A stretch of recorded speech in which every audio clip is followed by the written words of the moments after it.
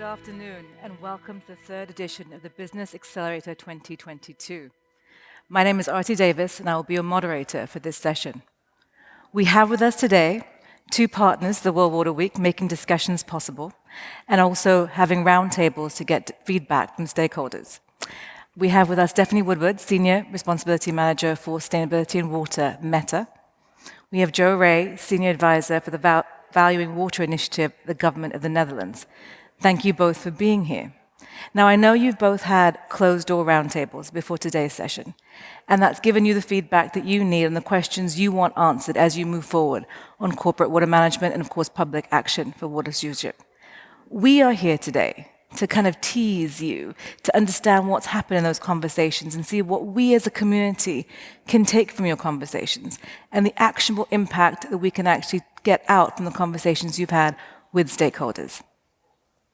But before I do that, I want to get to know both of you. Now, water, of course, is a business agenda. That's the title of today's conversation, Making Water Everyone's Business, What Next? But water is also a spiritual asset. It is a cultural asset in many parts of the world. Where I come from in India, the river Ganga comes from Shiva's head, who is the creator and the destroyer, so life itself. So I want to understand what water means to you. What does water sound like to you, for example, from your memories? What is your first association with water? And to answer that question, give you an understanding of what I mean, for me, I would say it's my time in Delhi, when the pumps would come on and I would know, okay, there's water coming into my tank. And that is really what I connected to be water for the longest time. So Stephanie, I want to start with you. What does water sound like to you, your earliest memories?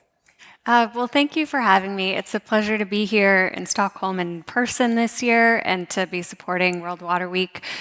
I come from the Sonoran Desert in the southwestern United States, where water scarcity is a huge issue.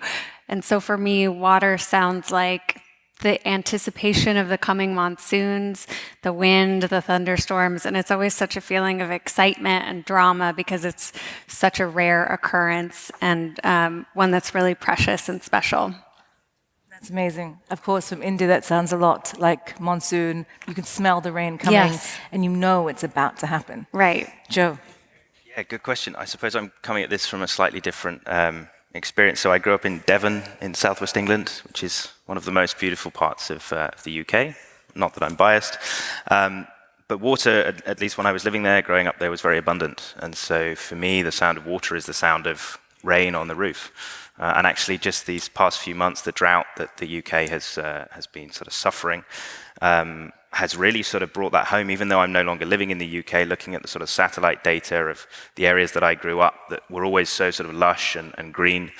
It really makes you reflect on how central water is to everything. In particular, in my own case, growing up rurally, biodiversity is something that, I didn't know the word at the time when I was a youngster, but growing up surrounded by this wonderfully biodiverse environment. And of course, water is just absolutely central to all of that. I think taking for granted so much of what we had and understanding that today that's actually quite precious and we need to actually maintain that for generations to come. But it leads me into my next question because you mentioned, Joe, this crazy winter, this crazy summer that we've had. Of course, you've been traveling in Europe a little bit as well and you've seen the drought. We all know what's happening in Pakistan right now and the loss of life with the floods. So it just seems that this is a real present danger that we are now being made to face in all our backyards. It's no longer somebody else's problem. But to make sure we're on the same page about this, I want to ask you a question. Would you see, or is it too simplistic to assume that water and climate are two sides of the same coin? Joe, I'm going to start with you. Yeah, I think for those of us working certainly on the public sector side of water, this is something that we think about a lot because we have colleagues who are working on the climate issue, and sometimes the water and the climate communities, as I'm sure many of us here today and watching online will be aware of, are a little fragmented. And I think that we're taking steps in the right direction as a water community, engaging in the COP processes, for example. Water, to me, and I think, from a sort of public sector perspective, the way we see it, certainly from the government of the Netherlands, is sort of the delivery mechanism through which the effects of climate change are felt. So you already alluded to the floods in Pakistan. I mentioned earlier the droughts across the UK and large parts of the northern and, of course, the southern hemisphere as well. Floods, droughts, extreme weather events, sea level rise, these are all fundamentally water issues. So thinking about water as the sort of the delivery mechanism, almost the teeth of the climate issue is one approach. But just to add maybe a little bit more nuance to that, narrative is also always so crucial, right, when we have these conversations, and particularly for those of us, working on getting buy-in from, stakeholders outside of sort of the water and the climate community, and being able to shape a positive narrative around water is crucial as well. So, the other way we look at water is as an enabler, as the sort of the connecting red thread that runs through, all of our societies, our economies, the environment. If you think about the sustainability goals, the SDGs, it's not just SDG 6 on clean water and sanitation for all, but, no poverty, food security, gender equality. All of these goals can only be achieved with sufficient investment in and valuation of water in its many forms.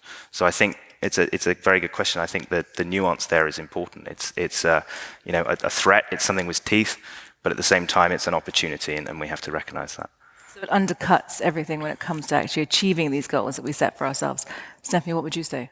I would really agree. I think that it's impossible to pull apart water and climate. They're so bound together. But I would also say, we can't just apply climate solutions and climate thinking to water. Water is inherently a local resource, whereas carbon is a global pollutant. So I am really happy to see water being more integrated into climate conversations, but in some ways they're very different as well and require different solutions, different thinking. I think that's really important to kind of bring out, is it's a multifaceted asset. So we should not collapse the conversation to make it one and the same, because actually, like you say, it goes beyond. And we have to look at it with that lens of saying, yes, there are similarities, but there's also so much more beyond the climate conversation that has to be taken into account. Right, no, just to stress the nuance and the complexity. Of course, all of us here at World Water Week understand that, but I think there's also a very important communications element, and it's why opportunities like here at World Water Week and organizations like CWE, can provide a platform where we as water and climate and sustainability professionals can come together and try to work through some of those narratives. How do you convey the complexity of water to people for whom, they rely on, of course, drinking water, but who don't spend their days thinking about water policy, thinking about corporate water stewardship, perhaps in the way that we do. So I think using these kind of platforms to think through how best to convey those narratives to audiences, who we need to bring along with us if we're to find the solutions, I think that's absolutely essential. But could I also just build on the point that was made around the sort of the complexity of goal setting, and perhaps we'll get to this later on in the conversation as well, but I think Meta has a goal of being water positive by 2030, and I think that's in many respects something that we need from the private sector is very clear goal setting, and I'm sure we'll get into the sort of the water action agenda that the Netherlands has been promoting. But on the climate side, goal setting is clear. Action is, of course, difficult, but the objective of 1.5 degrees world is very clear. And I think that we as a water community really need to think long and hard and carefully about how we shape the narrative for water goals in order to account for this immense complexity that we all have to wrestle with. That brings me very neatly to the next question, which is that goal setting and that kind of actionable roadmap, both as partners of the World Water Week and as corporate stewards of water as well. You've had roundtables this week, and you've had kind of a closed-door Chatham House rules, because that's needed. You need to have that open, transparent conversation about what can we do and where do we go. But it'd be great to get some insight to those roundtables, what came out of it, and what are you looking forward to?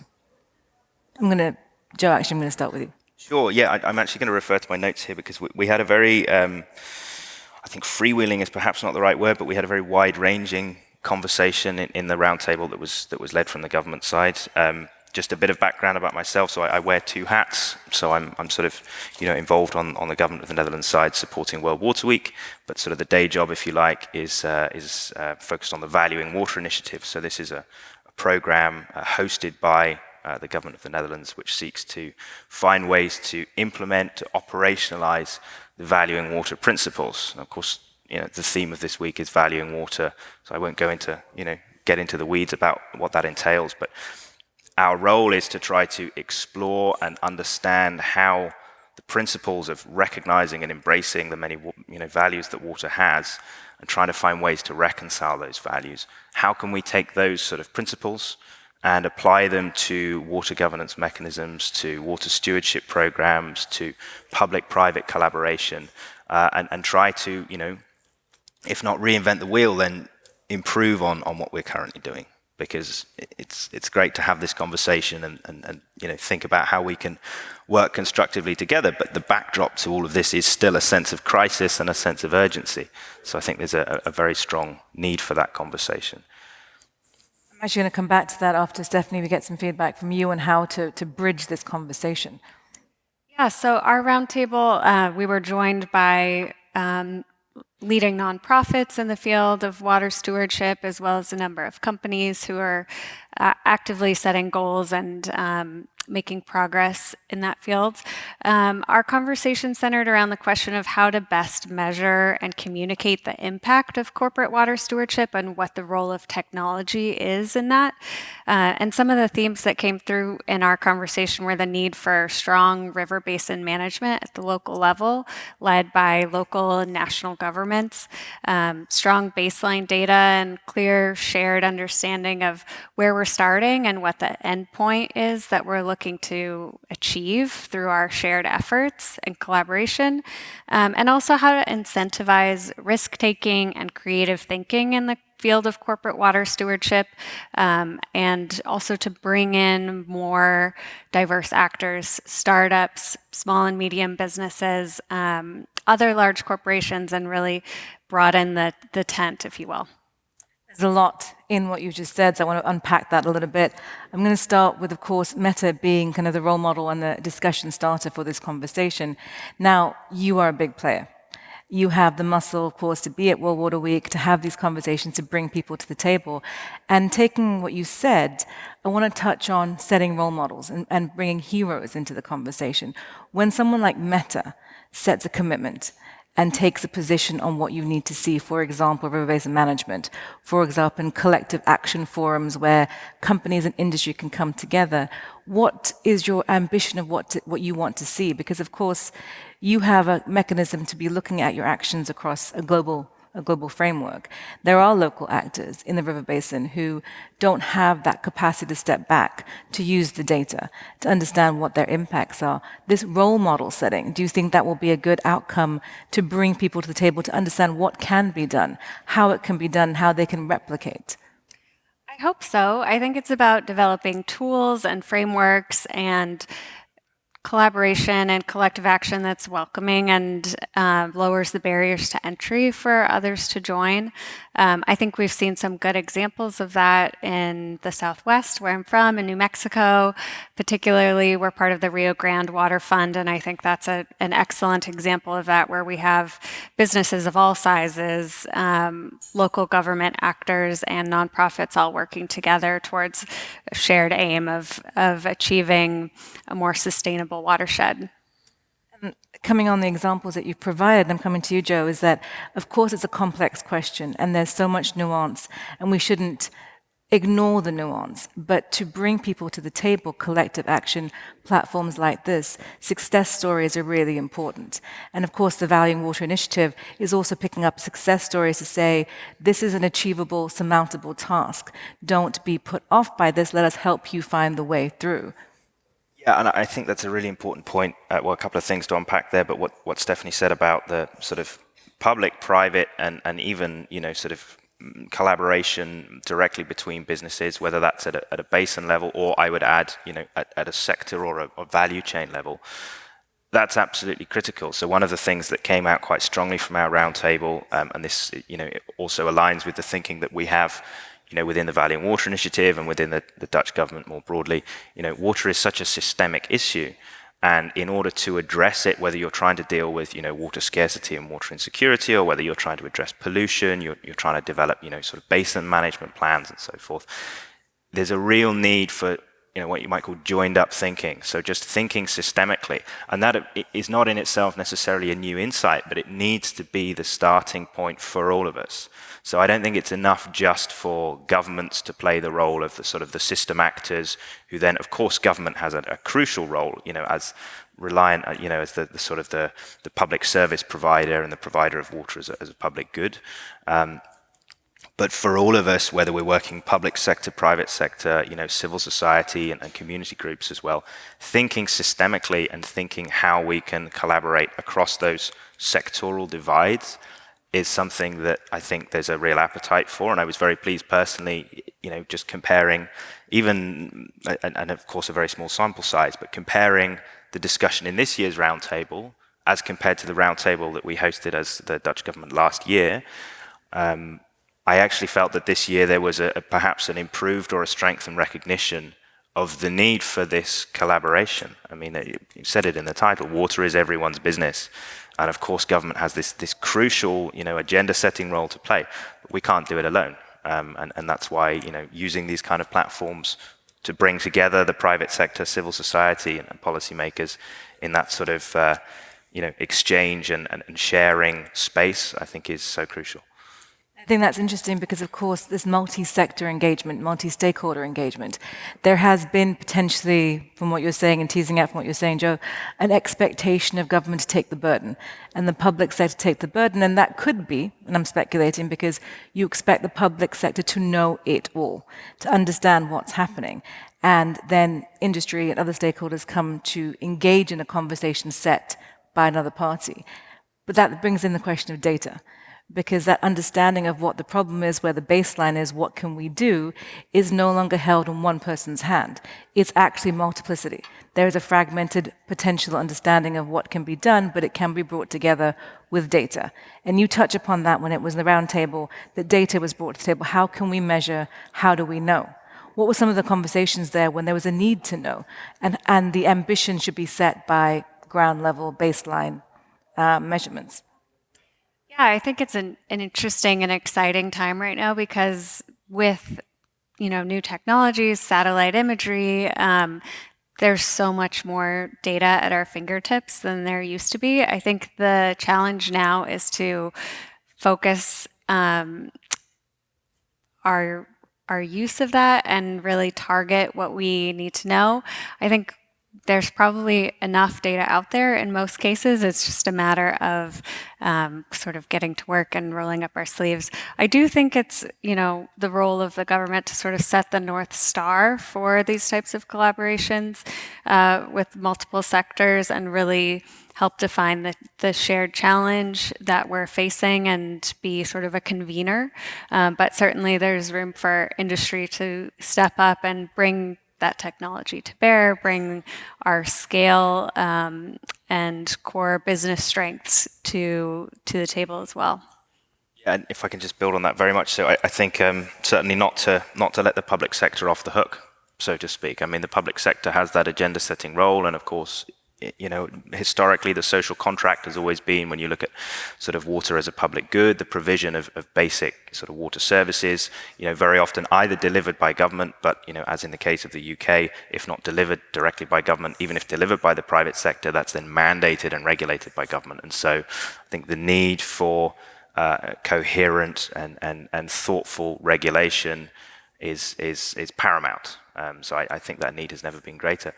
What I would add to that is that, when we look at sort of global water footprints, and this is also something that came back and I think was acknowledged very explicitly, certainly in the government's roundtable, some of the large corporate water footprints, although currently in many cases sort of quite detrimental in certain areas, are also those areas with, by definition, the greatest potential for positive impacts. So for an organization such as Meta, which has such an immense global presence and footprint, if we, from the public sector side, can support and collaborate in terms of that data provision and data analysis, get a better understanding of how an organization like Meta, and of course not to single out Meta here, but other large corporates of all kinds, how we can collaborate in making that data available and ensuring that corporates, private sector actors have the ability to understand, okay, this is what's going on in my value chain, and through target setting, as we alluded to earlier, this is my responsibility as an organization to deal with, and how can we then work together in terms of making those changes that I think we all want to see. This is, of course, like I said in the introduction, the third episode of the Business Accelerator. And the two previous episodes are really kind of engaging with stakeholders on these questions. And one thing that came out in the data discussion, of course, is crowding out the noise. Because Stephanie, you mentioned there is so much data. There is perhaps too much data. So that in itself is not the challenge, is to understand what's useful to you and to organizations like you to actually take the steps that you've made to help you on your commitments and the journey ahead. So I think when you touch upon startups, a really interesting question to bring into the conversation to help meet these commitments and these ambitions is that the playing field has to be broadened. It has to have as many voices as possible, diversification, to actually help achieve this ambitious target that you've set, but we all need to achieve. But I'm actually going to come back now to asking both of you the second part of the title. What next? We've heard about the roundtables. We've heard some of the key points that have come out, what you've seen, what you find useful. But we're sitting here now on the last day of the World Water Week. Tomorrow we go back to work. And we've had a really difficult summer where the intensity of water in all its dimensions has been made clear. Stephanie, what next? Well, for Meta, we're going to continue to make progress towards our goal of being water positive by 2030. I'm also really looking forward to the UN Water Conference next year. I think going forward, I would love to see industry raise the level of ambition around corporate water stewardship. Like we talked about, broaden the tent to include diverse actors. And I would love to see some more creativity and risk-taking and experimentation as we try to scale up our efforts. Great. You see me scribbling furiously here. A couple of things. I'm not sure who here is going back to work tomorrow. I think many of us, certainly the World Water Week team and the Seaweed team will be having a very well-earned rest. But Monday, when we do go back to our offices and start to sort of digest everything that's been discussed here, I mean, I couldn't put it any better than Stephanie. I think raising the level of ambition, risk-taking and experimentation, I think that's absolutely what's needed. And here, I think this is maybe a nice segue. Already we've alluded to it, but the UN 2023 Water Conference, I won't go into the detail because if you don't know about it by now, then you haven't been paying attention. But this week has been all about UN 2023. Of course, it's just a moment in time. It's 3 days in New York, but it's the first head of state level United Nations water conference for 5 decades. It's the first in our lifetimes. And that is a huge moment and a huge political opportunity for all of us to seize the kind of the momentum and, perhaps it's cliche to say, but the sense of crisis that has really started to intensify over these past few months. I mean, just to make it personal, in the UK, water has not been as sort of hot a political topic since the 1980s when we went to, from public to private provision. And so for the first time in, some 4 decades, because of the drought, because of the intensification of climate change, water is finding its way up political agendas. And that, is an opportunity for all of us here in this room and joining online who've been working passionately and devotedly in this space, in many cases for years, for decades. How can we seize the momentum that is being created, albeit through the intensification of crisis, and not to in any way downplay that, but this is our opportunity. So just to wrap it up, I would encourage Meta, I would encourage all the companies who've been here today to make commitments for the Water Action Agenda. You've heard about it from Henko Vink, the Special Envoy of the Kingdom of the Netherlands for International Water Affairs. We will be co-chairing together with the government of Tajikistan the UN 2023 Water Conference. And the Water Action Agenda that will be launched at that conference is an opportunity for us to bring together commitments from right across government, civil society, private sector, community groups, and set the agenda for the next 5, 8, 10 years as we look ahead to the SDGs and beyond. So commitments, action, I think that's what's needed. So I'm going to actually end this conversation by asking you to take the other side. because you've talked a lot about, from your position, Joe, as public, in terms of what you need to see, in terms of stakeholder group that you represent here today, and that's important. You're not here just as Governor of the Netherlands, you're here to discuss the public sector point of view. And it's definitely the same with you. You're here as Meta, but also talk about what does industry need and what do you need to see as you move forward. So we're here sitting in Stockholm again, the last day of the World Water Week, 12 months forward. We're sitting here 2023, September 1st. I'm going to ask you to tell me from the other side, Joe, what would you like to see industry have done in the next 12 months, specifically? I would like to see industry to have made commitments concretely on their water impacts right across their value chains. And that's, with the high level of ambition that we've talked about and that Stephanie has already mentioned is essential, and we support that. And that doesn't mean it's a panacea, because a commitment is only just a piece of paper until you actually follow through. So if we were to have this discussion again next year, I'd like to be talking about how those commitments are being rolled out. How is Meta doing in their progress towards the water positive by 2030 goal? What kind of metrics and indicators do we need? How can the public sector help provide the guidance and the clarity and the sort of political leadership that's needed to set that agenda? And I think that if we can have that conversation 1 year from now, with a baseline of a consolidated and clear set of commitments in the water action agenda, I think that would be a huge success, and that's what we need to aim for. I'm giving you the last word. What would you like to see government having done, specifically, within the next 12 months before you sit back here on center stage and have this discussion again? I would love to see governments at the local and national level building on the momentum of COP and of the UN Water Conference next year, prioritizing water policy amongst many pressing policy priorities, and engaged river basin authorities, engaging the private sector and communities as well. So if we come back next year and we're talking about these outcomes, what would you think the title of this discussion should be? Will water be everyone's business? Without a doubt. Certainly, I think yes. Water is still everyone's business. Needs a little bit of work, but I think that will still be the case. Yeah. And hopefully we come back to Stockholm at the World Water Week and have this conversation in terms of action taken and results achieved. Thank you both very much for being here.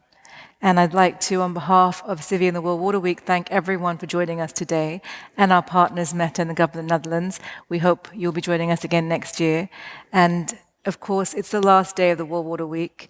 As has been said before, never waste a good crisis. This has given us a lot to think about, a lot to do. So tomorrow, maybe you get the day off, but after that, the water community here, let's go back to work. Thank you very much. Thank you. Thank you.